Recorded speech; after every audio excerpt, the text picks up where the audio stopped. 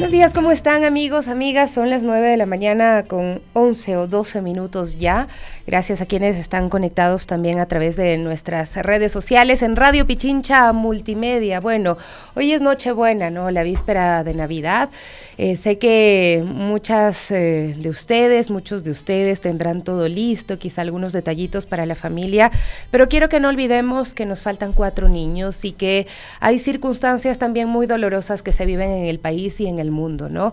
La Navidad no puede ser tan alegre, pues cuando tenemos a familias que están desesperadas en espera de que sus niños lleguen a casa, lleguen a celebrar con ellos esta llegada de la Navidad. Así es que, por favor, queridos amigos y amigas, simplemente es ese recordatorio de que sostengamos la humanidad y la única forma de hacerlo es en comunidad. Yo celebro mucho el que el día de ayer, pues, cientos de personas hayan decidido salir a las calles, dejar un ratito sus actividades que son importantes, sin duda, que seguramente estaban ahí pues atareados, ajetreados, todavía con pendientes para la cena de Navidad o para otras actividades, y pues las dejaron en pausa para convocarse en los bajos de la Fiscalía o en otros lugares donde en el país entero se realizaron movilizaciones. En Cuenca también hubo gente gritando y exigiendo por esta verdad en este momento, por saber dónde están los 4 niños de Guayaquil, los 4 niños de las Malvinas.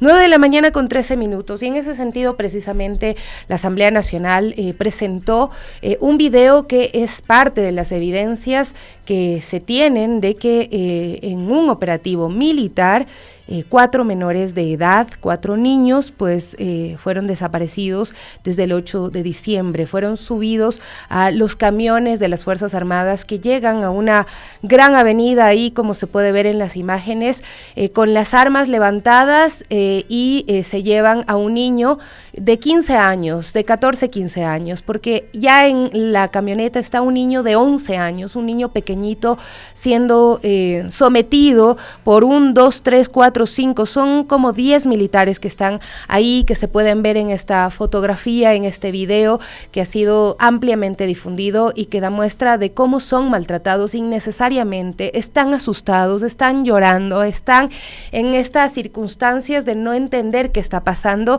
y tras eso los sostienen, los someten con las rodillas, los golpean en la cabeza, mantienen sus armas levantadas. Estamos hablando de 2 niños en este camión y entendemos que hay otro camión que se llevó a los otros 2 niños, según lo que se ha podido conocer. Así es que frente a estas imágenes, frente a esta certeza de que fueron los militares quienes los vieron con vida y quienes se los llevaron con vida, el Comité de Desapariciones Forzadas de la Organización de Naciones Unidas resolvió emitir medidas de acción urgente en el caso de los 4 niños desaparecidos en Guayaquil, secuestrados diría yo, porque esta acción es pues totalmente ilegal, lo que se ve en las imágenes es ilegal, y dictó medidas cautelares también en favor de los familiares de Ismael, Steven, Saúl y Josué. Solamente para repasar, pues el caso de los 4 niños desaparecidos en Guayaquil sigue conmocionando al país.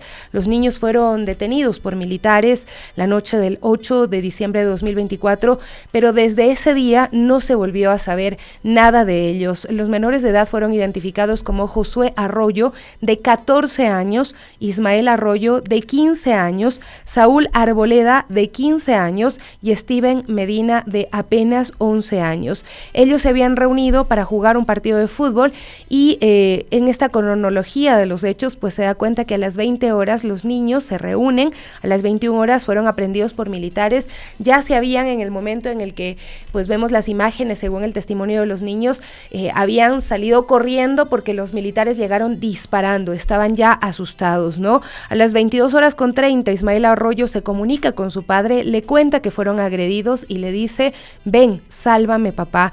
Los familiares de los niños desaparecidos pusieron la denuncia esa misma noche en la Fiscalía por el presunto secuestro de sus hijos. Se presume que los niños fueron llevados a la base de Taura porque se encontró ropa de los niños ahí, y según Google Maps el viaje demoró cerca de 1 hora y 15 minutos, como ir desde La Carolina hasta Quitumbe. Tenemos ahí pues también las imágenes de lo que sería este recorrido, ¿no?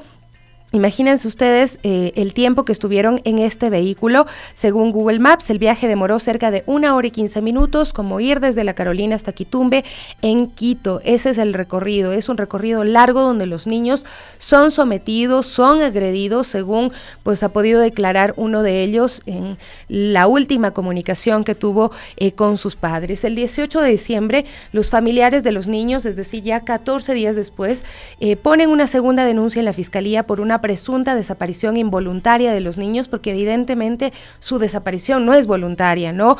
19 de diciembre, el Comando Conjunto de las Fuerzas Armadas señala que sus unidades especiales colaboran con la UNACE en la búsqueda. El 21 de diciembre, las autoridades locales, como el alcalde de Guayaquil, entre muchas otras autoridades y muchos otros colectivos y universidades, piden acciones inmediatas para localizar a los 4 menores desaparecidos. Igualmente, el alcalde de Quito exige celeridad en la investigación sobre los niños desaparecidos. Lo propio, la prefecta de Pichincha. No han sido todas las autoridades que uno hubiese esperado que sean todas las autoridades a nivel nacional las que se pronuncien y digan dónde están los niños, pero las universidades, los colectivos, las organizaciones sí lo han hecho y la misma ciudadanía está en esta exigencia.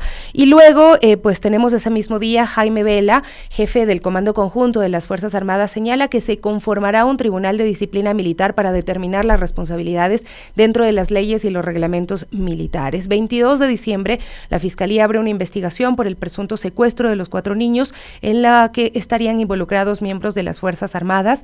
El presidente Daniel Noboa se pronuncia en sus redes sociales. 15 días después se entera que hay 4 niños desaparecidos en estas condiciones y dice y habla de cero impunidad. Como padre de familia y su comandante en jefe, dispuse que debe darse toda la colaboración a la justicia y respetar el carácter técnico de la investigación de Fiscalía.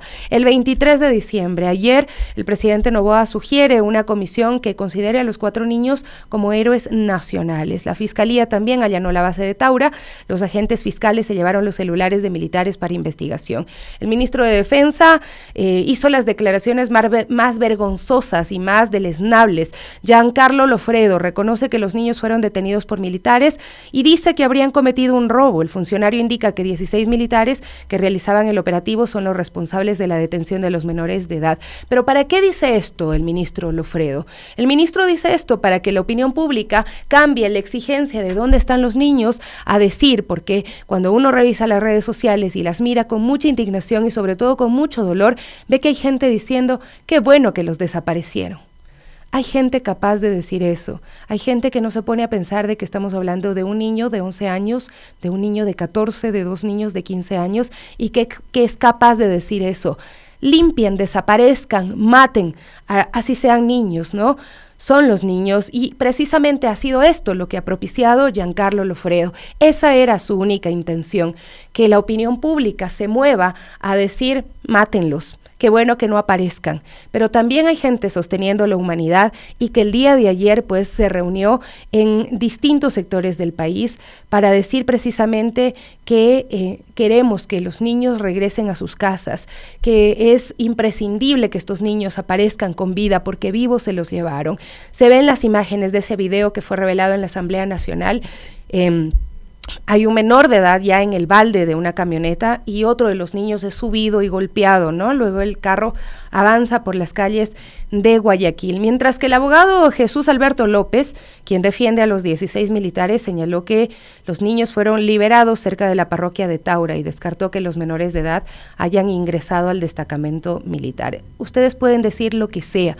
Queremos las evidencias de lo que ocurrió y, por supuesto, que asuman las responsabilidades de las ilegalidades desde el mismo momento en que los suben a esta camioneta. También indicó que los militares han presentado sus informes sobre el caso. Lo decíamos, protestas, Guayaquil, Quito, Cuenca. Vamos a saludar a esta hora con Ismael Bernal, activista, quien está ya conectándose con nosotros, pues para poder dialogar acerca de este tema.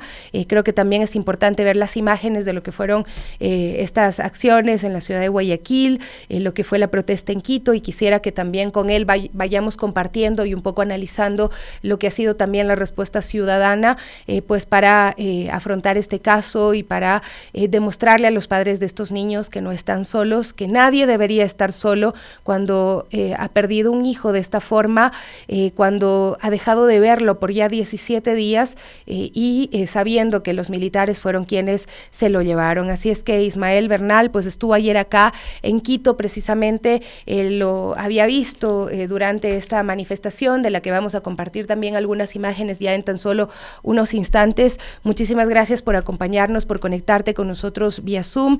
Hace un ratito hablábamos también con Juanita Francis Bon en el programa de Punto Noticias y creo que son voces que es necesario escucharlas a día de hoy, junto por supuesto a las voces de los padres, de los familiares de estos 4 niños que ayer estuvieron en Guayaquil movilizándose junto a organizaciones de derechos humanos que son las que están ahí pues al pie de estas denuncias y de estas luchas. Ismael, ¿cómo estás? Buenos días. Hola, muy buenos días, ¿cómo está toda la audiencia? Nada, estamos también expectantes a lo que está ocurriendo frente al caso de los 4 niños desaparecidos en Malvinas, de la ciudad de Guayaquil. También nos convocamos el día de ayer al plantón en frente de Fiscalía en la ciudad de Quito para exigirle respuestas al gobierno y para estar presentes durante este proceso de acompañamiento, porque creemos que es importante y porque realmente nos interpela directamente.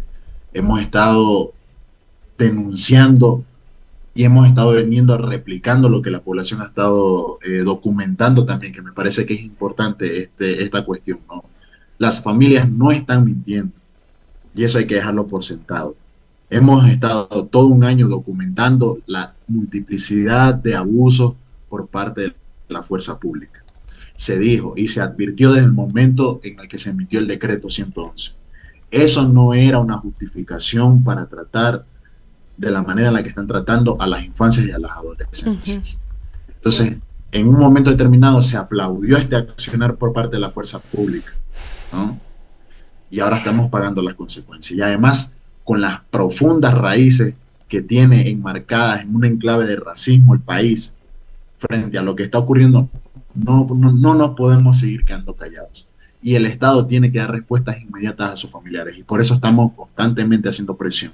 Entonces eso, a breves rasgos, digamos, la gran parte de la movilización fue convocada a distintos sectores por eso, ¿no? Por las infancias, ¿no? Precisamente para buscar respuestas y exigir constantemente al gobierno lo que ya se ha venido demandando, ¿no? Porque ya vimos y ya se sabe, Fiscalía tenía intervenido en el caso a 16 miembros de las Fuerzas Armadas, es decir, a 16 militares. Sin embargo, algunos han resistido y han mandado abogados. Entonces eso, estamos aquí para acompañar. Ayer hubo, Ismael, una convocatoria también a la Asamblea Nacional de las Autoridades, ¿no? El ministro de Defensa, los comandantes de las Fuerzas Armadas de la FAE no asistieron a la convocatoria de la Asamblea Nacional, sin embargo sí se pasearon por medios de comunicación y sacaron por ahí un videíto que otro donde no haya la posibilidad de que haya preguntas de parte de periodistas que están siguiendo el caso, porque también hay que decir que desde el periodismo creo que sí hay una conciencia de que pues lo que se ha hecho en este caso es irregular, que se han cometido delitos y que deben darse con los responsables y sobre todo dar con el paradero de los niños. Pero ¿cómo sentiste tú estas declaraciones en medios de comunicación y esta ausencia de estas autoridades en la Asamblea Nacional? Mira, desde el reporte de desaparición hemos estado completamente destrozados porque, de nuevo, no es una cuestión no es un caso aislado, quiero decir, ¿no? Y las autoridades lo saben, ¿no? Las autoridades están en pleno conocimiento y esto prescribe como un delito de lesa humanidad, ¿no?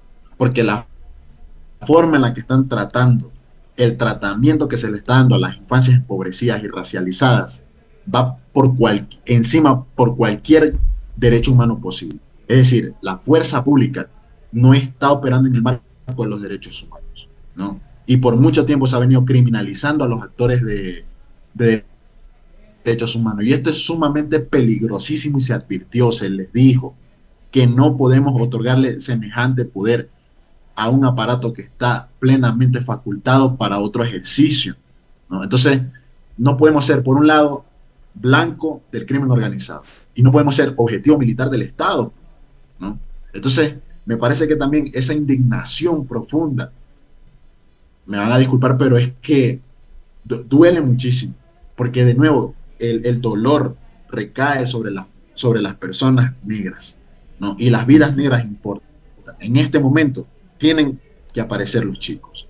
Entonces, el sentir, digamos, ya es un sentir colectivo y eso debería hacernos pensar y nos debería hacer pensar que debemos convocarnos como población civil. ¿Cómo puede ser posible que esto ocurra y que la respuesta del gobierno sea no politizar la situación? ¿Cómo no vamos a politizar semejante dolor, semejante desaparición forzada? Pues, o sea, me parece que también es una incongruencia y habla mucho de la desafección que tiene el gobierno frente a la realidad nacional de la población. O sea, no podemos someter a los niños a más precarización, a más dolor, a más muerte. O sea, esa necropolítica ya se está internalizando en el aparato de gestión del Estado. Entonces, me parece que es importante y fundamental hablar en este momento que es crucial, articularnos, hablar, ¿no? Producir una contranarrativa, porque el discurso oficial del Estado se mantiene y se sostiene en una gramática de nosotros somos los buenos, ¿no? Ustedes son los malos. Los que apoyan es, o sea, directamente se fueron en contra de los familiares y vemos que constantemente la culpa es de la gente. Así ¿No? es. Y de la gente. Y precisamente eso fue lo que movilizó el día de ayer el ministro Giancarlo Lofredo, el ministro de Defensa, al salir a decir que los niños estaban robando. Y acto seguido uno empieza a ver en las redes sociales una serie de comentarios totalmente indolentes, racistas, con mucha porofobia de raíz, ¿no? Que uno ve que empiezan a decir desaparezcanlos, eso es lo que queremos, limpieza social y un montón de mensajes que yo cuando empecé a leerlos dije no puede ser, o sea, no puede ser que baste con que un ministro sin evidencia alguna primero diga algo y además desconozca todas las realidades profundas que están viviendo las poblaciones más empobrecidas de nuestro país, a donde se han dirigido pues esas armas, porque lo que estamos viendo en este operativo entre comillas, porque no sé qué reglas, qué normativa tiene este operativo realizado por las Fuerzas Armadas, donde le apuntan a niños a la cabeza, donde los golpean en el balde de un vehículo sin ningún procedimiento, sin ninguna legitimidad, pero este tipo de operativos, ¿dónde se realizan? ¿Por qué no van de la misma forma a sacarles las drogas de los bolsillos a la gente en discotecas donde la entrada cuesta $500, por decirlo de una forma? Es decir, está dirigido esto específicamente a los barrios empobrecidos. Pero sí quisiera, Ismael, que me digas, pues, cómo tú... no sé, intentarías explicarle a la sociedad ecuatoriana que este discurso, esta narrativa es sumamente peligrosa para todos, todas, para todes, no solamente para los que ahora son atacados por lo que ha dicho el ministro Lofredo. Mire, a mí me parece que es importante en este momento y por eso agradezco el espacio. Cada vez la línea en la que podemos distinguir el marco operativo del crimen organizado es más difusa. Me explico. Un momento está disputándose los grupos de crimen organizado y por el otro la fuerza pública.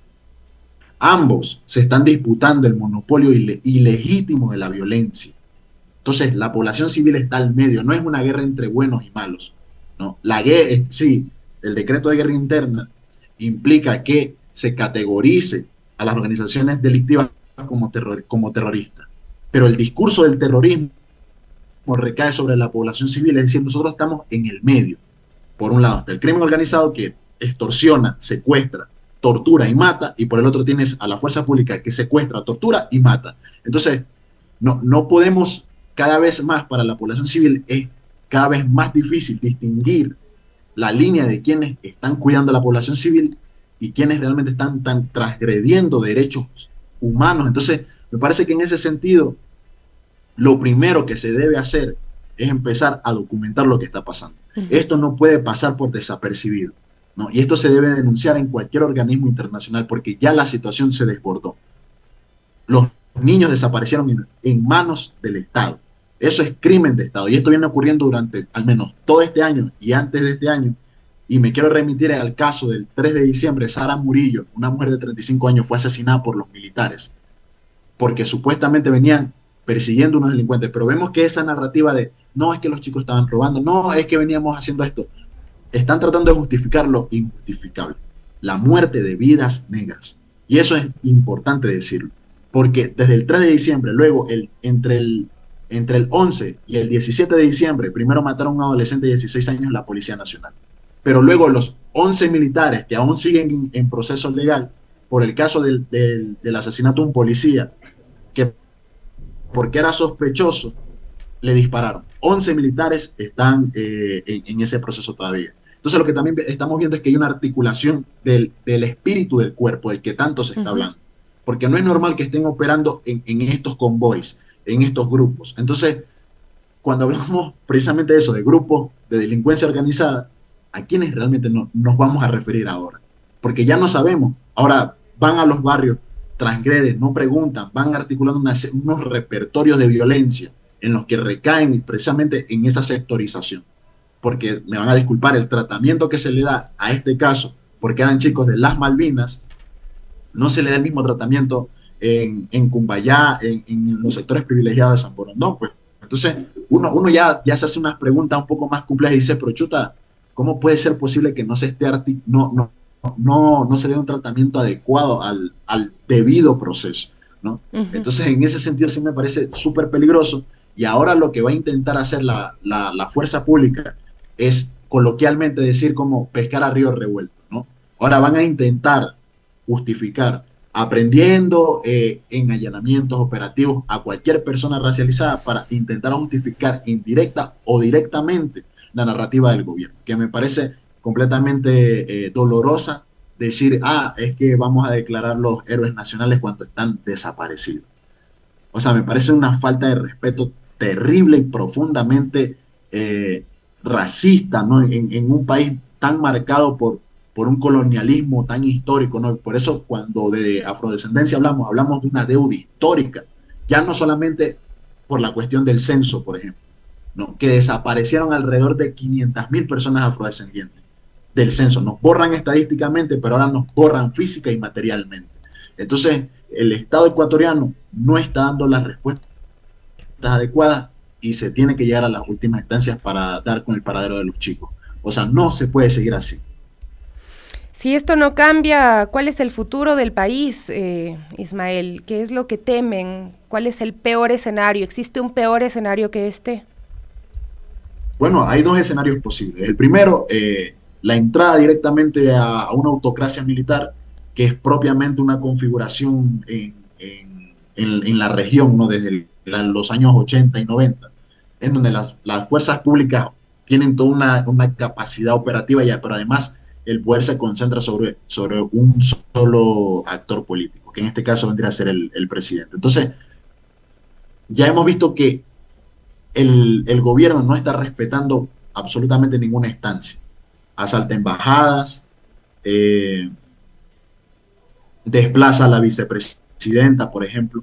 Entonces, todas esas cosas ya nos deberían dar las luces de hacia dónde vamos, ¿no? La configuración de un Estado fascistoide, digamos, ¿no? Para no decir en todas sus letras. Pero lo que estamos viendo es, o el otro escenario es una dictadura, y eso implica que el derecho a la democracia en las próximas elecciones se va a ver plenamente afectado, ¿no? Que lo más seguro es lo que puede pasar, porque ya vimos con el caso del Yasuni, intentaron deslegitimar, digamos, el proceso de la consulta popular. Entonces, claro, la población también, en ese sentido, ¿qué rol jugó? ¿No? Porque primero le subieron el IVA del 12 al 15%. Movieron todo un aparato económico para robustecer a la fuerza pública que hoy nos está matando, ¿no? Entonces luego también articularon todo un aparato político para la toma de decisiones. Es decir, el decreto 111 lo que implicó también en términos políticos fue la introducción de un aparato necropolítico en el Estado ecuatoriano, ¿no? Que es la gestión de decidir quién vive y quién muere. Y lo vemos en el video, por ejemplo. Cuando los militares se llevan a los chicos y la forma en la que lo tratan, me parece que ya desplaza cualquier forma posible en la configuración. Entonces yo te diría que en este momento estamos viendo la articulación de un Estado necropolítico, Ismael, ¿no? En donde el trabajo de dar muerte, ¿sí? Sí, termina la idea, por favor, me parece importante. Ya, sí. Entonces, donde decía que en este momento estamos viendo la configuración de la necropolítica en el Ecuador, porque el trabajo de dar muerte está enmarcado en las fuerzas públicas del Estado. Uh ¿Y -huh. sobre qué cuerpos recae? Sobre cuerpos racializados y empobrecidos. Ese es el marco más sencillo, pero la Y profundidad que de se ve esto en es muchos que, ámbitos, Ismael, porque se ve en la gente que se muere afuera de los hospitales porque no tiene para pagar salud pública, salud privada, perdón, porque la pública no le está funcionando. Veía ayer las cifras del IES y veía que tienen más de 1 millón de atenciones menos que el año pasado, es decir, hay gente que se está muriendo, gente que no tiene acceso a la salud. Vemos la falta de educación también y cómo se ha deteriorado el sistema de educación pública en nuestro país y así en todos los servicios, ¿no? Lo hemos vivido con el tema de los apagones también, donde quienes más afectados han sido son las personas más vulnerables y se configura todo este escenario, esta necropolítica que bien tú manifiestas está presente. Pero quisiera finalizar más bien con una reflexión de qué es lo que sí debería pasar, de cuál es la forma correcta de arreglar todo este desastre que estamos viviendo y de, primero, por supuesto, partiendo de esta exigencia de que devuelvan a los niños. primero, comprender que somos la sociedad civil. Y si la sociedad civil no se organiza frente a esta, frente, frente a esta situación tan dolorosa, tan profunda, realmente hemos perdido. Perderíamos todo si nos callamos, si nos silenciamos, si no decimos nada. Me parece que en este momento hay que decir, hay que acompañar, ya no hay que resistir, ya no hay que aguantarle cuentos ni mentiras al gobierno. Hay que salir a las calles, hay que manifestarnos, porque si tocan a los niños más vulnerables, ¿no? Ya con eso creo que tenemos la entrada a una jornada de levantamiento social que me parece que es importante en este momento porque en todo el campo social estamos viviendo una muerte sistemática del sistema social, ¿no? Es decir, el aparato societal se está enfrentando a un neoliberalismo, una necropolítica, ¿no? A un poder tan enmarcado en las lógicas del fascismo, más radical, la ultraderecha más violenta que nos podemos imaginar. Entonces, en este momento, lo importante es organizarnos y alzar la voz de manera unánime, porque esto no puede quedar impune. Hay que seguir haciendo seguimiento al caso y hay que exigirle reparación al Estado ecuatoriano. Cierro con eso porque me parece que es importante que la población asiente todo esto que está pasando en medio de unas vísperas tan importantes como son Navidad, que son unas vísperas en familia. Si las familias de las Malvinas no tienen Navidad, el gobierno tampoco las va a tener, porque esto no se puede quedar así. Cierro con eso. Me parece importante lo que dices. Iniciaba el programa con esa reflexión. No puede haber Navidad, no puede haber Navidad feliz, por lo menos, sin los niños en su casa, sin saber que estos niños, o sabiendo que estos niños no están llegando a su casa a abrazar a sus seres queridos, a recibir quizá un detalle, un abrazo sobre todo, que al final del día es lo más valioso, lo más importante, ¿no? No puede haber Navidad feliz sin estos niños en su casa. Ismael, muchísimas gracias por acompañarnos el día de hoy. Me sumo también a esta necesidad de decirle a la ciudadanía que se organice, que aprendamos a juntarnos, con quienes creamos que debemos juntarnos. Creo que hay un miedo también a ser estigmatizados, porque sales a la calle y te tachan de un partido político, de otro, porque cuando hablas ya te nombran terrorista, porque a un ministro se le ocurre decir que todo aquel que no esté de acuerdo en lo que él dice es terrorista, y da miedo, sin duda, da miedo ser estigmatizado. Sin embargo, si no nos organizamos, como decía Cela Rea Casimira, también una artista que ha estado poniendo pues también su sello en estos días, nos volvemos locos. O sea, realmente hay una necesidad de cuidar nuestra salud mental también en comunidad y también hacer esas exigencias en colectivo, que es la única forma en la que somos fuertes. Cada uno en sus espacios distintos, pues no logra hacer mucho, pero juntos nuestra voz se amplifica. Y ayer se escuchó fuerte ahí en frente de la Fiscalía General del Estado. Ismael, un abrazo fuerte también para ti. Un abrazo también. Vivos se los llevaron y vivos los queremos. Esa tiene que ser la consigna. No hay más, o sea, no hay espacio para tensiones, para diferencias. Nos arrebataron todo, nos quitaron, ya nos tienen que quitar hasta el miedo, porque ya no podemos seguir coexistiendo con un sistema tan violento, tan racista y tan misógino. No podemos seguir en este estado. Gracias, Ismael. Son las 9:41.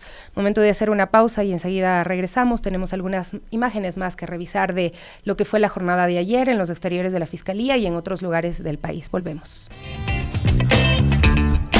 Creo que es importante continuar repasando las imágenes de lo que fue el día de ayer y pues aquí está con nosotros ya Gaby Cruz en cabina. ¿Cómo estás, mi Gaby? Muy buenos días. Buen día, mi Sofi. Buen día, amigos y amigas de las Guarmis. Así es, seguimos hablando de este suceso tan lamentable que está ocurriendo en nuestro país, que nos rememora también sucesos de años pasados, que nos duelen también, y en este caso son estos 4 menores de edad, ¿no? Y bueno, el día de ayer en Guayaquil, familiares y amigos de estos 4 niños desaparecidos en el sector de las Malvinas realizaron esta marcha, esta manifestación, coreando varias consignas como "Vivos los queremos", y todo esto ocurrió frente a la Fiscalía de la Merced. Tenemos justamente estas imágenes de lo que fue la manifestación el día de ayer, en la cual se ve claramente a sus familias, padres, madres, reclamando esto a las autoridades. Así que escuchemos también sus declaraciones.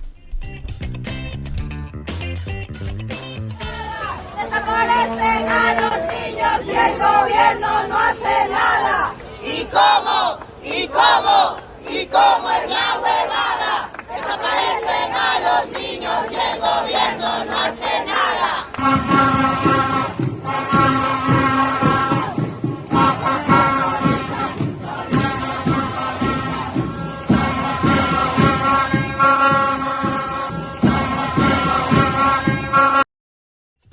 Bueno, esto fue lo que ocurrió en la ciudad de Guayaquil, donde un importante segmento de personas pues se reunió y apoyó a los padres, ¿no? Pero en Quito también decenas de manifestantes exigían justicia por los niños desaparecidos en el sector de la Avenida Patria al norte de Guayaquil. Devuelvan a nuestros niños, gritaban. Vamos a ver un poco de lo que fueron estas imágenes, ¿no? De lo que se vivió el día de ayer. Y pues sí, son las imágenes de lo que ha pasado el día de ayer en Quito, y también otra de las consignas que tenían es cómo es que decimos que racismo no hay, secuestran niños negros, qué cosa tan fatal, decían. Esto era lo que gritaban en los exteriores de la Fiscalía en Quito, una exigencia de una investigación urgente para dar con el paradero de los niños desaparecidos en Guayaquil. Veamos si podemos mirar las imágenes, escucharlas también, porque son las consignas, es un poco entender lo que fue la reunión de personas luchando por unos niños que debemos considerar como nuestros, de todos, de todas, niños de nuestro país.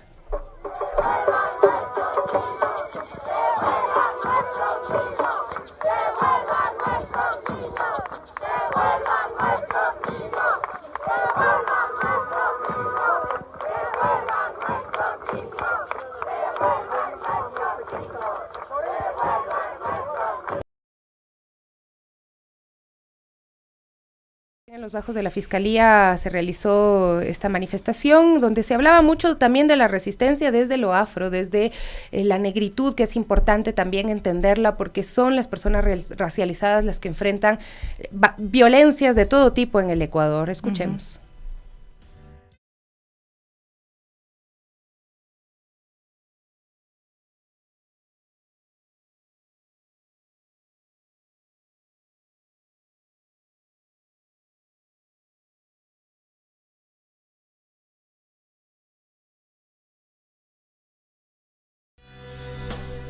Bueno, seguiremos también repasando estas imágenes de lo que fueron las manifestaciones tanto en Guayaquil, en Quito, en estas principales ciudades de nuestro país para escuchar, ¿no?, estas voces de lucha y de reclamo, quienes únicamente piden esclarecer los hechos de la detención de estos 4 menores y también su desaparición.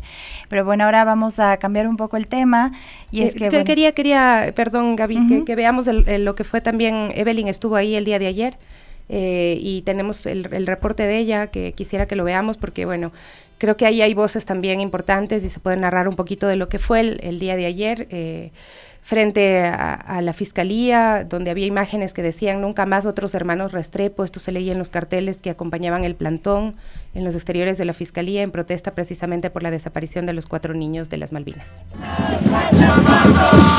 Amigos, compañeros, buenas tardes. Bueno, esta tarde lo que se registra en los exteriores de la Fiscalía General del Estado son decenas de personas que han llegado desde diferentes puntos de Quito y del Ecuador para manifestarse exigiendo verdad, justicia y reparación para los 4 niños desaparecidos en Guayaquil. Varias muestras simbólicas es lo que han traído para mostrar su descontento, como figuras de cartón del presidente Noboa, también personas jugando fútbol, ya que aseguran que los niños desaparecidos eran futbolistas y no delincuentes, como pretendería aseverar el ministro de Defensa. Se han acercado acá varias personas también afroecuatorianas, quienes han dicho que las vidas negras importan. Vamos a continuación a conversar con ellos para que nos den su punto de vista. ¿Cómo estás? Muy buenas tardes. Ustedes han llegado acá a los bajos de la Fiscalía con la principal consigna de que las vidas negras importan. Pues sí, esta situación no está pasando solo esta vez. Hay desaparecidos varios niños. Hace tres meses encontraron a 2 niños de 16 años calcinados, igual en manos de los militares. ¿Y quién habló de nosotros? ¿Quién habla por el pueblo negro? Nadie. Pero aquí estamos el día de hoy porque no nos van a volver a matar. Y por nuestros niños damos la vida. Los queremos vivos y los queremos bien porque son nuestro futuro. El futuro de un país que se olvida de la gente negra. ¿Cuál es tu lectura sobre las declaraciones del ministro de Defensa, que asegura que los niños posiblemente estaban robándole a una mujer y que por eso los detuvieron? Y dígame, ¿desde cuándo la gente negra es digna en este país? Nunca hemos sido dignos. Siempre nos han tenido en el último puesto. Nos dan los peores estudios. Nos mandan a los profesores que no quieren dar clases a las escuelas ruralizadas. Obviamente iban a decir que eran delincuentes, pero nosotros sabemos que no es así. Y si así fuera, ¿quién es el Estado que se está olvidando de las infancias? ¿Quién está obligando a las personas que están en bandas delictivas a ahora estar ahí? Porque no tienen pan para su familia y porque la policía ni los militares los cubren. Si el Estado no te cubre, ¿quién te cubre entonces? Tenemos que ganarnos la vida y esta es la forma. Y si siguen matándonos, vamos a seguir saliendo a las calles y se van a arrepentir. Y estas declaraciones del ministro de Defensa muestran contradicciones con el presidente, quien en la mañana dijo que se los va a declarar como héroes nacionales. Es que es lamentable que ni siquiera el propio Estado esté de acuerdo con lo que va a hacer. Tenemos un presidente que no sabe ni siquiera lo que está pasando en el país. Y tenemos a un fascista que está diciendo que está trabajando por el país. Pero ¿quién trabaja por el país? Y no solo por las vidas negras, por las vidas indígenas, por las personas pobres, por las mujeres. ¿Quién trabaja por nosotros? Tenemos las mujeres negras, las mujeres pobres, tenemos que seguir pariendo la mano de obra barata de este país, para que después nos digan que nosotros somos los delincuentes. Es obvio que iban a decir eso, es que no tienen organización, es un gobierno que no tiene organización. Okay. Muchísimas gracias. Vamos a continuar conversando con las mujeres que se han dado cita esta tarde. ¿Cómo estás? Buenas tardes. Ustedes han dicho que van a llegar hasta las últimas consecuencias porque los niños se fueron vivos y vivos tienen que volver. Nuestros niños son nuestros niños y como tal se los llevaron sin ninguna justificación, y si hubiera sido con una justificación, nuestros niños deben estar vivos. El Estado debe responder por nuestros niños. Nosotros tenemos a los niños sanos y vivos. Como pueblo afrodescendiente, como comunidad negra, estamos cansados del perfilamiento racial. Estamos cansados de tener miedo de salir a la calle y que nuestros hijos no regresen. Y este es el caso, la pesadilla que siempre tenemos que vivir por el Estado estructural racista. Así que estamos exigiendo a nuestros niños vivos y salvos. Y que la familia de estos niños sepan que estamos con ellos. El respaldo de la gente negra está con ellos. Y creo que los plantones y las manifestaciones continuarán, ustedes han indicado, hasta que se tenga noticias. Sin embargo, el presidente ha decidido declararlos como héroes nacionales. ¿Cuál es tu lectura sobre esto? Héroes nacionales. ¿Cómo puede decir héroes nacionales a 4 niños de 11, 15 y 14 años? ¿Héroes nacionales de qué? Nuestros niños deben estar vivos. Nuestros niños deben estar vivos. Nosotros no queremos héroes nacionales. Queremos niños sentados en sus mesas con sus padres. Queremos a nuestros niños vivos. Y aquí vamos a estar, y este bloque de las quilomberas vamos a estar y tomarnos las calles cada vez que sea necesario para que nuestros niños regresen a casa. Muchísimas gracias. Y bueno, gracias también por la lucha que están acá. Queremos mostrarles un poco las actividades simbólicas que se están realizando a esta hora y que escuchen también lo que está pasando en los exteriores de la Avenida Patria. Vamos, repitan. ¡Qué cosa tan fatal! ¿Cómo es que aquí decimos que racismo no hay? ¡Secuestran niños negros! Bueno, los gritos que se escuchan acá es secuestran niños negros, qué cosa tan fatal. Las actividades continuarán, según han indicado los manifestantes que por ahora se han concentrado en la mañana en la Plaza Grande, a esta hora en los exteriores de la Fiscalía, y se prevé que en la tarde también se encuentren en el Banco Central. Acciones que se realizan en todo el país para exigir verdad, justicia y reparación por los 4 niños desaparecidos de Guayaquil, quienes, según las autoridades mismo confirmaron, fueron llevados por militares. Bueno, veíamos las imágenes de lo que fue esta manifestación el día de ayer en los bajos de la Fiscalía aquí en Quito. Y bueno, hay que decirlo, ¿no? También la Comisión Ecuménica de Derechos Humanos, CEDU, informó sobre la detención de Pablo Cisneros. Él participaba en este plantón el día de ayer en Quito para exigir justicia por la desaparición de estos 4 menores.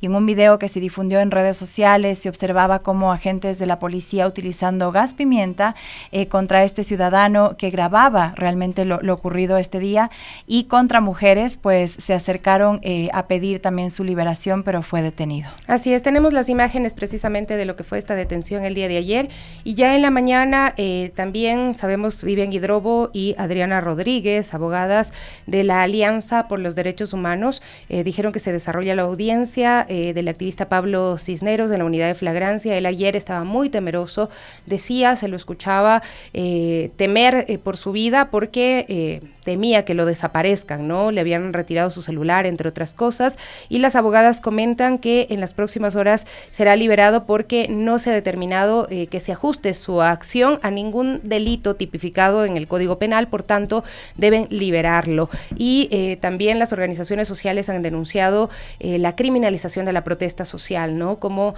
ahí sí reaccionan pues lanzando gases lacrimógenos a las personas que además en ese momento no querían permitir que se lleven a Pablo Cisneros. Así es que pues esto es algo de lamentar sin duda, de cómo de un momento a otro una protesta que es pacífica resulta reprimida y se llevan sin justificación alguna nuevamente a otra persona, a la que no le leen los derechos, simplemente se la llevan, a la que no le dicen por qué le están deteniendo, y luego en la audiencia de flagrancia se da cuenta de que ha sido detenido de forma irregular, de que no cometió ningún delito, porque ninguna de sus acciones se ajusta a ningún tipo penal. 9:56, vamos a hacer una pausa en este momento, regresamos enseguida con más. 9:59 a.m, amigos, gracias por conectarse, por enviarnos mensajes a través de nuestras redes sociales. Ligia Sánchez, Rodrigo Ponce, Maritza Durán, Mario Venegas también, Globi Toscano, saludos para usted, William Vicente Basantes Medina, Hugo Vladimir Ortiz, Jovi Toscano, Cata Cuesta, gracias, nos decía que no se escuchaba algo, bueno, ya lo corregimos. Julia Proaño, Alan Frederick también conectado, Lucho López, Manuel Carrillo, Jimmy Tana, Marcus Oicus, Cecilia Bao, Alan también ya lo decía. ¿Quién más está conectado esta mañana? Bueno, tenemos a mucha gente que está muy pendiente de lo que pasa, y creo que eso es positivo, ¿no? El saber que la gente está alerta en torno al bienestar de estos niños, a saber y a exigir que regresen vivos a sus casas, que esta Navidad puedan pasar con sus padres como deberían hacerlo. Así es. Pero bueno, también tenemos en otros temas, y esto nos viene desde la Fundación Jonathan. Aquí la Navidad solidaria reúne a niños, niñas, personas adultas mayores y personas también con discapacidad en una jornada llena de amor y esperanza, y hoy celebran junto a quienes con su solidaridad hicieron posible que esta fecha tan especial ilumine sus vidas con un poco de alegría y de unión. Así que veamos el reportaje de nuestra compañera Evelyn Caiza desde la Fundación Jonathan.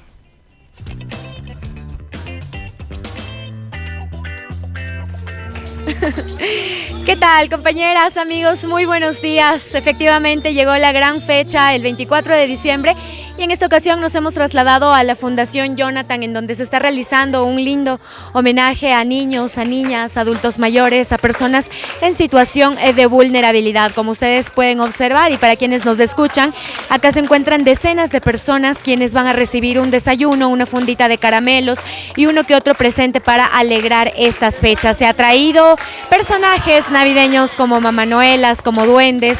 Los niños están disfrutando este homenaje, pero lo que nos convoca en esta mañana es que la Fundación está en búsqueda de donaciones, ¿no?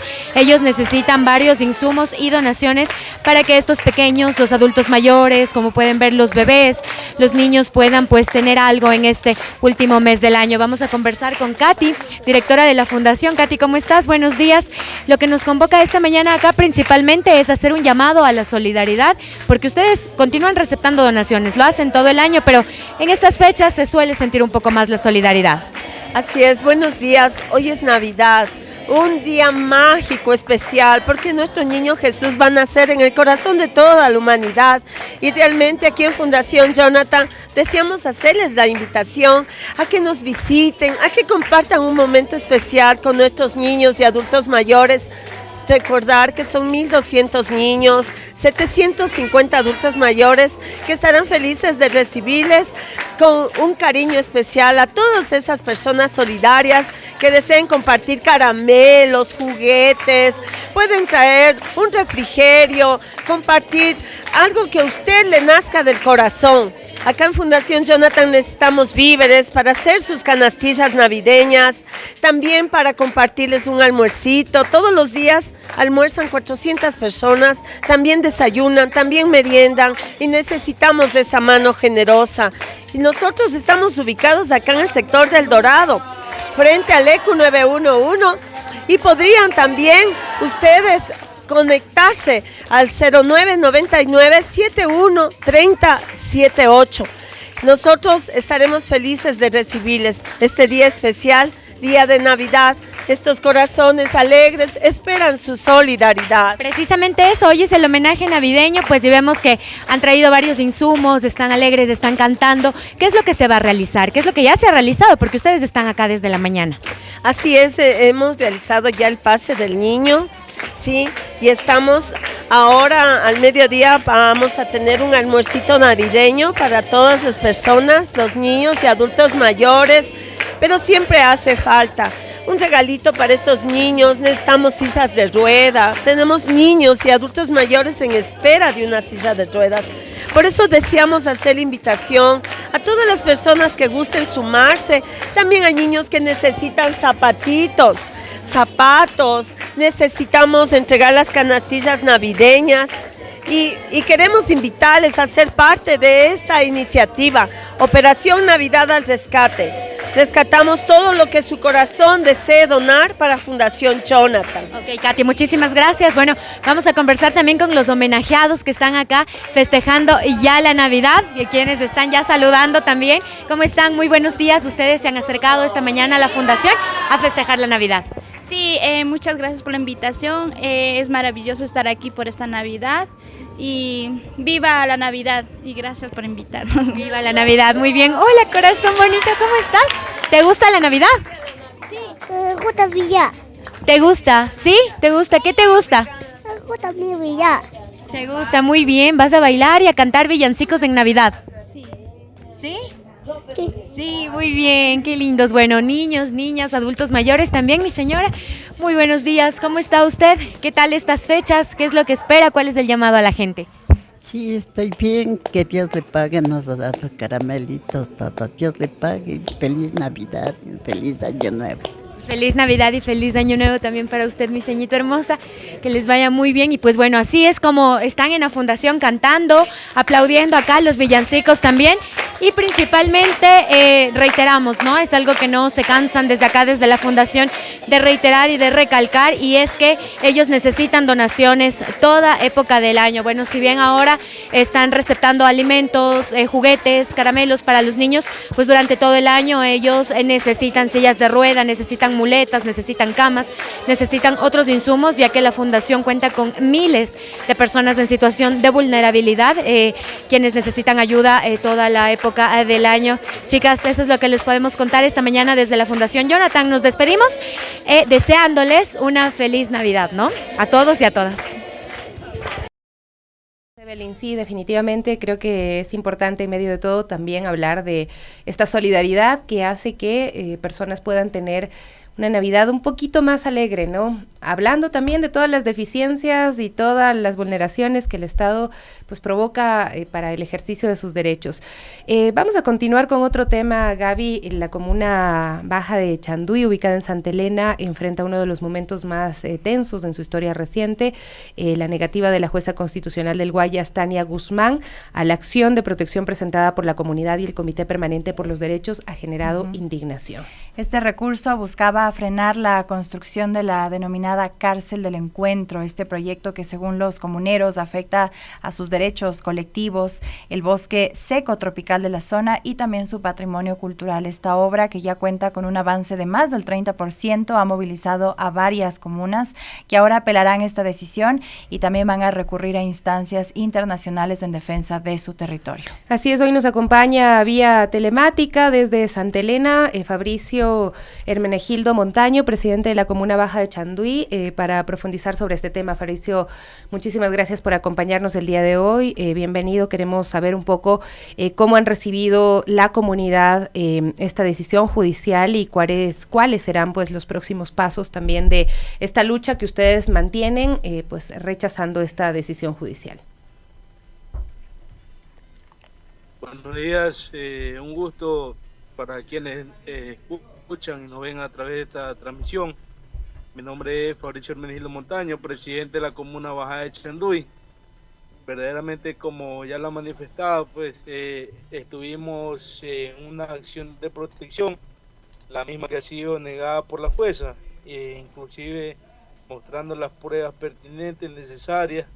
Sin embargo, pues ella no aceptó esta acción de protección y le dio la potestad a la parte que sería en este caso el gobierno. ¿Cómo la ha tomado la comunidad? Pues preocupante por el tema actual que ya perjudica a los agricultores. Hay una contaminación actual en el río Las Negras, que el trabajo que se están realizando han conectado una tubería de residuos que conecta al Río Grande, el cual se abastece la gente agricultora de la zona. Recalcar que esas partes no tienen riego y todos los agricultores, su abastecimiento es el río. Y bueno, Fabricio ya nos comentó también que esto está ya impactando de manera ambiental y también económicamente a ustedes.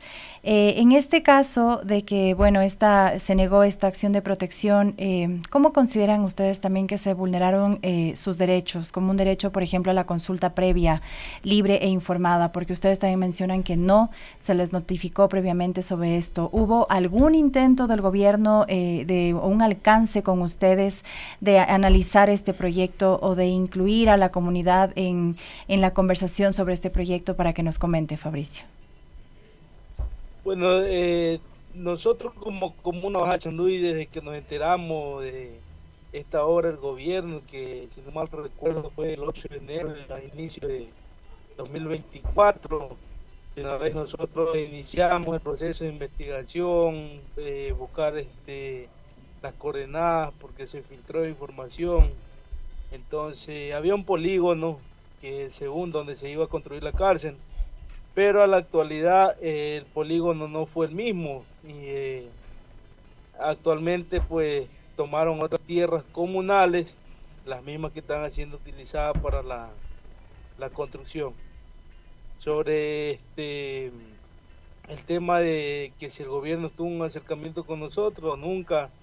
Incluso yo solicité a Gobernación, a todas las instituciones que estaban involucradas en el caso, darme apertura para un diálogo, realizar mesas de trabajo, porque sabíamos la magnitud del problema que nos traería la construcción de la cárcel. A la actualidad pues ya nuestras comunidades le pasan la factura de delincuencia, extorsión.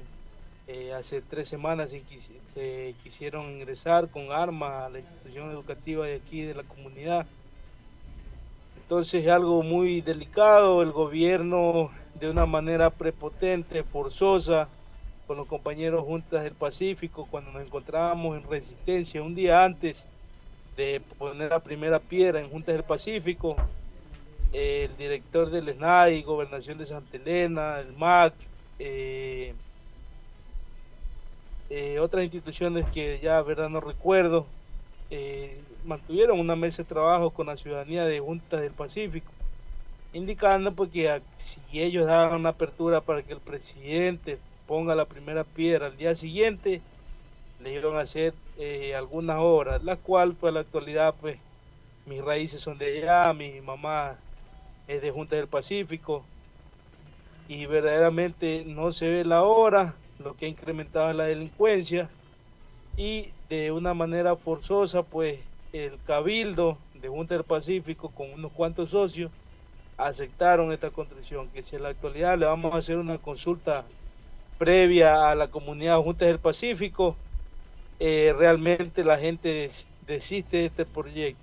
Hay algunas personas que se han sumado a esta lucha que nosotros mantenemos como Comuna Bajada de Chanduy, pero a la actualidad, como es bien cierto, no hemos tenido respuesta de la comunidad. Entiendo, Fabricio. ¿Sí? La gente no pone la primera piedra donde era el terreno, sino la hace en una cancha de la comunidad, dentro de la comunidad Junta del Pacífico, porque la gente estaba en resistencia hasta las 5 de la tarde, un día antes de poner la primera piedra. Pero hubo un ofrecimiento de una obra que tampoco se ha cumplido, por lo cual usted nos está comentando, ¿no? Fabricio, la Alianza por los Derechos Humanos ha señalado que esta zona alberga restos arqueológicos de culturas ancestrales y también se habla de la importancia que tiene el bosque seco tropical y el Cerro Las Negras para las comunas afectadas, ¿no? ¿Podría detallarnos un poco de estas afectaciones o tratar de resumir para que la ciudadanía entienda el porqué de su resistencia a la construcción de esta cárcel? Bueno, la resistencia en sí es por el tema también del bosque, incluso en el sector donde se está construyendo la cárcel, aledaño quedan otros bosques también. El bosque donde estaba y donde actualmente se construye la cárcel era una maravilla, tenía flora, fauna, vegetación y verdaderamente todo se vino abajo. Hay ceibos que han tirado abajo, no le importó nada, medio ambiente nunca se hizo presente. Sobre este tema de los restos arqueológicos, verdaderamente nosotros hemos sido una zona fructífera, ya que colindamos con esta zona donde se encuentra San Virituti. Entonces, verdaderamente no sabemos cuál es el interés del gobierno apoderarse de todo este territorio, principalmente afectando a Bajada de Chanduy, Junta del Pacífico, Julio Moreno, Zacachún, todas estas zonas están siendo golpeadas, afectadas por la delincuencia actualmente. Fabricio, también conocer qué otras estrategias legales o de resistencia han considerado, además de apelar la decisión de los tribunales, ¿no?, de esta jueza, y considerando también, por ejemplo, que en casos como en Archidona, las protestas lograron frenar la construcción de esta cárcel. ¿Han considerado estas acciones similares de resistencia o también otro tipo de estrategias?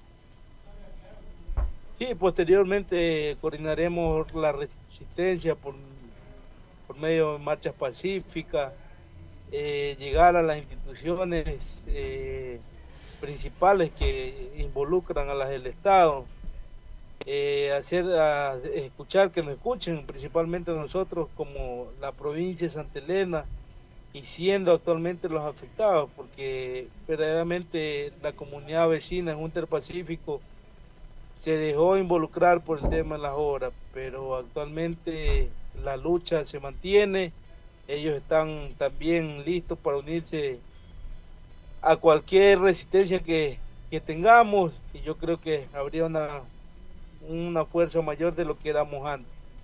El tema de Archidona, de pronto, lo de Archidona, que se logró frenar la construcción de una cárcel, pues también cómo lo han visto ustedes, ¿no? Han considerado acciones similares y pues bueno, también pensando en que el alcalde de Salinas, en cambio, también en Santa Elena, pues ha declarado que las cárceles representan progreso y oportunidades. ¿Qué opina usted de este argumento, considerando el contexto de su comunidad?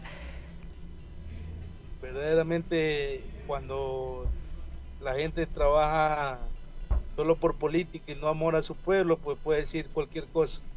Una cárcel no es un desarrollo. Si nosotros queremos frenar lo que es la delincuencia, todo este tema que acecha al Ecuador y desangra, yo creo que primeramente el presidente debería enfocarse en la educación, hacer planteles educativos. Son 104 millones que se gastarían en las 2 cárceles. ¿Por qué no se enfoca primero en esta educación, en la salud de los niños jóvenes? Que eso debería radicarse y principalmente eso es lo que frenaría la delincuencia. Desarrollo que traiga una cárcel. Consultemos a la penitenciaría del litoral, a la de donde están los PPL alrededores, si que viven familia. Eso es inaudito de que digan que una cárcel trae desarrollo.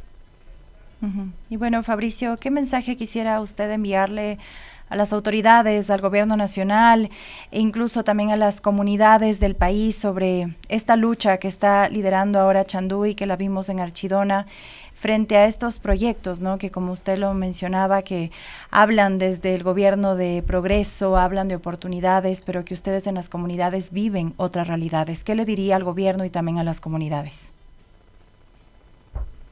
Bueno, al señor presidente de la República que desista de aquella construcción.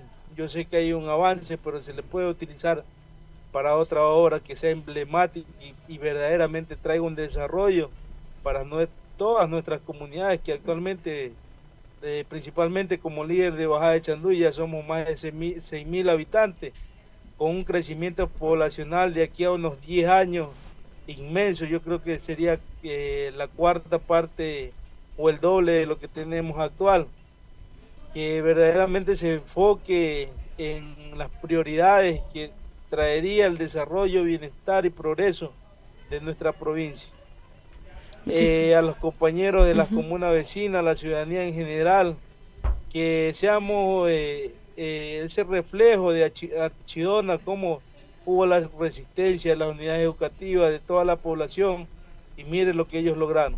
Actualmente esperamos ser también parte de esa resistencia y consigamos la detención principalmente de esta construcción, que es lo que solicita la comunidad Bajada de Chanduy, siendo una comunidad cercana donde se encuentra esta construcción.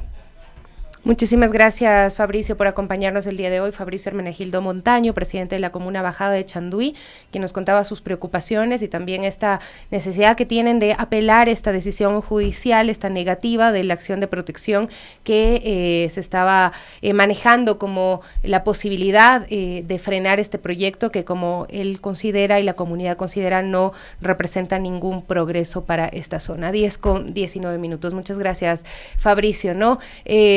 Por ahí me decían que en San Borondón hay unos terrenos grandotes, que vayan a San Borondón a ponerles una mega cárcel al lado de sus complejos y centros comerciales, ¿será? Bueno, siempre se escogen poblaciones. Inmenso terreno. Y recordemos que la propuesta del señor Novoa no fue hacer estas cárceles en terrenos comunales. Eran otras propuestas, pero bueno, de toda esa propuesta que realizó, pues sabemos que no ha cumplido y esta no sería la excepción. Pero le invito al señor Novoa a hacerla en San Borondón, en los terrenos, en la bananera del papá, pues a ver si también le trae progreso, de pronto mayor producción para ellos, ¿no? Así es. Bueno, Fabricio, muchísimas gracias por acompañarnos esta mañana y sin duda estaremos atentos a esta apelación, ¿no?, de esta acción de protección y qué pasa en la comuna también frente a este proyecto del gobierno nacional. Así es, ¿no? Es un poco el reclamo de que todo se lleva a los barrios, se traslada los problemas a los barrios o a los sectores donde ya la ciudadanía vive vulnerabilidades, donde ya enfrenta otros riesgos, otros peligros, donde hay desatención, donde no hay servicios básicos y demás, como lo han dicho pues en Archidona, como lo han dicho en la propia Salinas, ¿no? Entonces, ¿por qué no se escogen estos barrios ya privilegiados, bien servidos? ¿Por qué no se llevan a esos sectores unas megas cárceles? Y bien lo decía, ¿no? La propuesta del presidente fue hacer una cárcel en alta mar, que obviamente después se dio cuenta de que era algo muy, muy difícil, porque sería muy costoso, ¿no? Si aquí en los lugares donde están establecidas los centros de privación de libertad o los centros de rehabilitación social no llega ni la comida ni demás, pues sería algo muy, muy complejo, pero esto lo han dicho también desde Archidona, ¿no? Las propuestas del presidente en campaña fueron unas y ya en la práctica pues han tenido que enfrentar pues muchos otros temas. Son las 10:22, Gaby, ya nos estamos despidiendo y pues bueno, nuevamente decir que no hay Navidad feliz si los niños no vuelven a casa. Sin embargo, nosotros también queremos abrazarlos y decirles que desde acá, desde este espacio de las Guarmis, estamos también de alguna forma siendo parte de esta resistencia a los discursos de odio, siendo parte de esta resistencia a la indolencia, a la falta de humanidad, y que nosotras pensamos en que quizá la Navidad debería promover eso nada más, ¿no? Incluso pensando en Gaza, de Belén a Gaza, otra Navidad sin festejos, de alegría, imposible pensar en todo esto, ¿no? Hace unos días veíamos imágenes del Papa poniéndole a la imagen del niño, a Jesús, la cufilla, este símbolo de resistencia palestina, ¿no? También solidarizándose con las infancias que están muriendo, que están siendo asesinadas, y que todo eso también esté en nuestra mesa de discusión en la cena navideña, el cómo nos volvemos más humanos, en cómo promovemos una sociedad más justa, una sociedad sin violencia, una sociedad de paz. Así es, y que realmente sea un día y una época de mucha reflexión, de saber lo que está pasando a nuestro alrededor, de saber lo que está pasando en el mundo, y también de preocuparnos, de que nos duela, como siempre lo hemos dicho aquí. Pero sin duda les mandamos un fuerte abrazo a sus familias también, y gracias por siempre abrirnos sus espacios. Pero aquí estaremos nosotras siempre en las Guarmis, pero por hoy sí ya nos despedimos porque se vienen las noticias del Quique Show, pero les deseamos una linda noche buena y una feliz Navidad a todos. De parte de todo el equipo de las Guarmis, ¿no? Del Steffi, el Estevitan, Carlitos, Patito, de Patito, de Evelyn, Ivancito, a Andrés, Fer, bueno, todo el equipo, Johnny, Carlitos, Bedoya, bueno, somos un equipo grande también que está ahí para cuando nos necesite.